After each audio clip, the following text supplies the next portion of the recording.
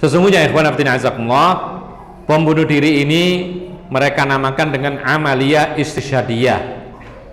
Aksi apa? Aksi mati syahid. Ini nama yang disematkan oleh mereka-mereka pelaku atau yang mendukung hal ini. Padahal itu adalah pada hakikatnya adalah bom bunuh diri. Dan karena bom bunuh diri yang namanya bom bunuh diri, maka dia mengetahui bahwasanya ketika dia melakukan hal tersebut maka dia akan mati. Maka berarti dia telah membunuh dirinya, dan Rasulullah mengatakan man qatala nafsahu udziba bihi bi syai'in udziba bihi. Barang siapa membunuh diri dengan sesuatu apapun maka dia pasti akan dihukum dengan sesuatu itu. Dalam riwayat yang lain, man qatala nafsahu bi hadidatin fa hadidatuhu fi yadihi taja'u biha fi batnihi fi nari jahannam, muttafaqun alaih. Barang siapa membunuh dirinya dengan menggunakan besi, ya, maka besi itu berada di tangannya, dia tusukkan ke perutnya di neraka jahanam. Ini kalau membunuh diri dengan besi. Kalau dengan bom, ya sudah, bomnya itu dipasang di neraka, nanti diledakkan sendiri, dan itu berulang-ulang. Ini yang pertama. Yang kedua, bunuh diri itu meskipun tujuannya baik tetap dilarang, ya. Sekali lagi, membunuh diri, dia sadar bahwa kalau dia melakukan ini pasti mati, itu namanya bunuh diri. Dan bunuh diri itu tidak ada rukhsah meskipun niat baik, karena tidak ada kebaikan dalam bunuh diri, ya. Memang pelakunya tidak dikafirkan, masih dimungkinkan dia diampuni dosanya, tapi ini dosa besar, membunuh nyawa yang diharamkan oleh Allah Subhanahu wa taala. Dan sekali lagi, bunuh diri termasuk salah satu sebab masuk ke dalam neraka. Oleh karena itu, ikhwan fillah azakumullah, dalam sebuah hadis Rasulullah pernah mengatakan, ketika banyak para sahabat memuji seseorang ketika hebat berperang, tapi Rasulullah mengatakan huwa min ahli nar, dia akan masuk neraka. Lalu ternyata kemudian dibuntuti oleh salah seorang sahabat Nabi, dia berperang menghabisi lawan, ini orang Islam. Lalu kemudian ternyata dia terkena senjata lawan, kemudian dia kesakitan, tidak tahan, akhirnya dia bunuh diri.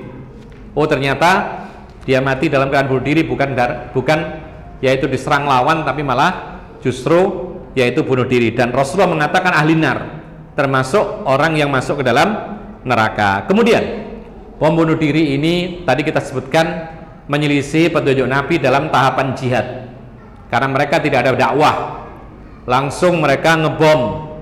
Yang dibom adalah tempat-tempat yang dijadikan sebagai sentral untuk mengurusi dokumen-dokumen, ya, tempat-tempat umum, ya. Ini semuanya adalah merusak.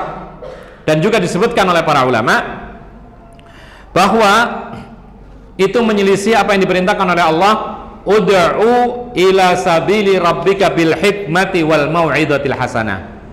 Serulah manusia ke jalan Allah dengan bijak dan dengan nasihat yang baik. Mana bijaknya, mana nasihat yang baik, gak ada, langsung ngebom.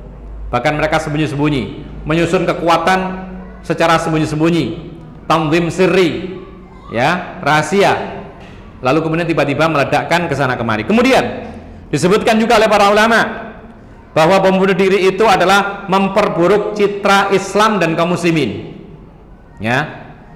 Orang-orang yang suka atau yang mendukung bom bunuh diri dalam rangka mengusir orang kafir, ini memperburuk citra Islam.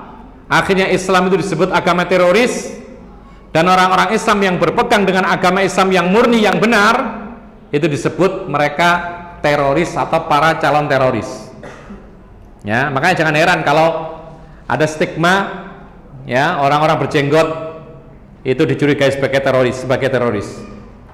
Bahkan ada yang sangat lucu, ya, mengatakan bahwasanya orang kalau rajin ke masjid itu calon teroris. Ada stigma seperti itu. Ini karena perbuatan mereka nggak tanggung jawab. Pembunuh diri tadi, karena kebetulan mereka berjenggot, mereka ke masjid, tiba-tiba ngebom. Maka kemudian apa? Orang-orang menjadikan stigma, oh berarti orang yang suka ke masjid, orang yang berjenggot itu berarti teroris. Ini memperburuk Islam dan citranya kaum muslimin, ya.